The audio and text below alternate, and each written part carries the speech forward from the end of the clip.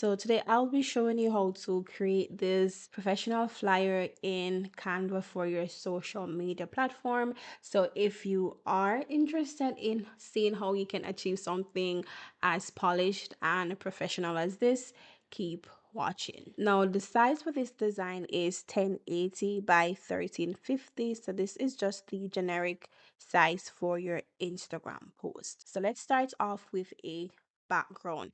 You can start off with a colored background, you can start off with an image, you can start off with a gradient, whatever it is that you want. But for this video, I'm going to start off with an image. I actually got this image from Pinterest, and now I'm just going to customize it to align with the design page. And I'm just going to stretch this out like this, and I'm going to select position and ensure it's in the center and is in the middle. Then I'm going to make some minor adjustments to this so we can just a little depth to the image and some brightness. So I'm going to select the image, and you're going to select edit and select adjust. Starting off with the contrast, I'm going to put the contrast at 10, and I'm going to put the vibrance at 16. Also, the saturation, let me see. On the color edit, I'm going to select this color from the image, and I'm going to put the saturation at 3 for this one. And I'm also going to adjust the sharpness to 34 so it's a bit crisper and clear. Also, I'm going to adjust the clarity to 8, and I'm going to put this saturation to 3 also. Okay, so once we are done with this, I'm just going to lock this so we don't interrupt it any further. So you can right click and select lock, or you can select the image and you'll see the icon above. Next, I'm going to go to elements, and under photos, I'm going to search for this grainy overlay texture that I want to use. So this is it. This is actually a pro element, by the way. So you would need Canva Pro to access this specific texture. Once you see this little crown beside any elements, photo, text, that means it's a pro element and you're going to need a Canva Pro subscription. So now I'm just going to rotate this like this, 90-degree angle, and I'm just going to stretch this across the design page, and I'm just going to crop it down to size. Now I'm also going to make some minor adjustments to this. I'm going to ensure the image is selected and go to edit, and under the adjust section, I'm going to reduce the white areas to a -20 because I want something that is um high in contrast, and the white is not going to give me that, something on the darker side. And I'm going to increase the black areas in at about 62 should be fine. And then I'm going to also increase the sharpness at 18, and I'm going to reduce the transparency to 15, right? Or 22. Let's see. Let's do 15 for now. Let me just type it in. All right. So now that that is out of the way, I'm also going to lock this just to keep it in place for now. Then I'm going to grab an image from my folders. Most of these images that I create, these are AI images. Okay, so I created this in Midjourney. So I'm just going to remove the background from the image, and this is a pro feature as well.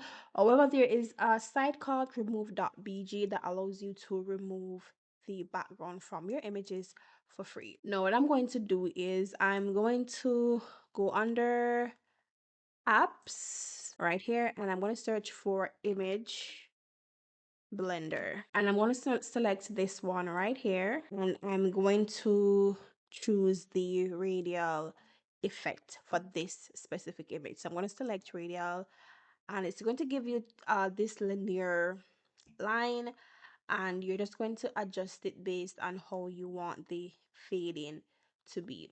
So for this, I'm just going to do something like this, and I'm going to increase the strength that allows you to see a clearer version of the image. If I were to reduce it, the image would be really faded and blended out into the background, but I still want to maintain some of that quality from the image. So I'm just going to increase the strength just a little bit. I think this should be fine. Then I'm going to select save. Then I'm going to select edit while the image is still selected, and I'm going to select the fresco filter, and I'm going to go to adjust, and I'm going to increase the black to 36 thereabouts, or 38. Then I can go back to the fresco filter and I can reduce it just a little bit, and then I'm just going to crop this a little bit more so I can play around with resizing the image. All right,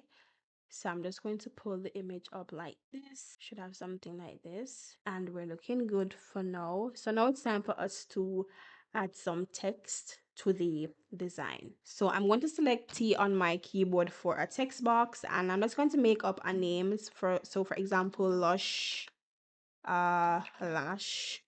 Studio, something like that.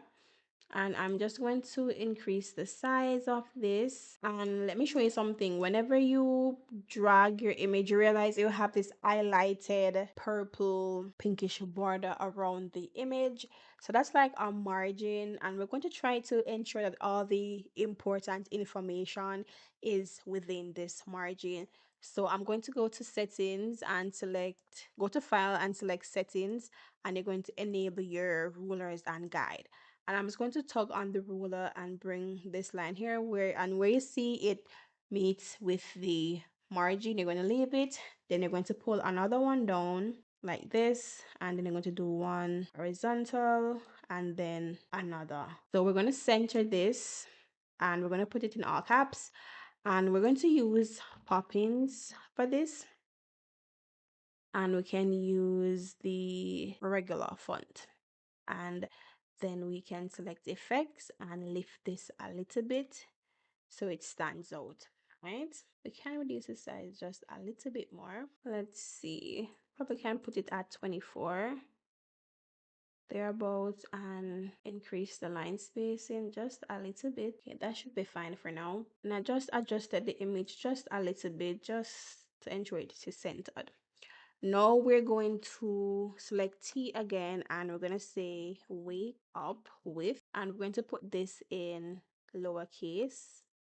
And the font that I'm going to use for this is a font that I got from the font called Made Sayonara Cool.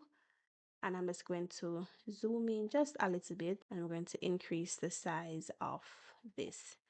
And then we're going to reduce the line, the letter spacing, just like this. And then we're going to put perfect lashes with an exclamation mark. And for this, you could leave this in lowercase, but I'm going to put this in all caps just for emphasis and contrast. So we have something like this. I guess we can probably pull this down just a little bit, and then we're just going to group them for now. All right, okay. And I'm going to go to elements and select this blur. To find it, you just search for blur, and it's right on the graphics right here. And what I'm going to do now with this blur, I'm going to select it, and I'm going to go to the color, and I'm going to select the eyedrop tool, and I'm going to select a shade of this color from the background like this. And I'm just going to place it behind the text just so the text doesn't get too lost in the background. And I'm just going to put this behind the text, and I'm going to go to effects while the text is selected and select lift and increase this to 100. Then I'm going to go down, and I'm going to select a square, and I'm going to position the square right here, and I'm going to change the color to a gradient to reflect the background. So I'm going to select the color icon, and I'm going to select the color, and I'm going to select gradient. I'm going to select this first color, and I'm going to select the eyedropper tool, and I'm going to pick a shade from the background. Then I'm going to select the second color, select the eyedropper tool, and select and make this different shade from the background. like this, and I'm going to switch these colors around. So I'm going to lift this and put it behind the lighter shade, and I'm going to select this specific style. All right, then I'm going to select border style, and I'm going to put a border around the rectangle, and I'm going to change the color to white. Then I'm just going to copy this text, and I'm just going to say more info. We can just type out the booking site.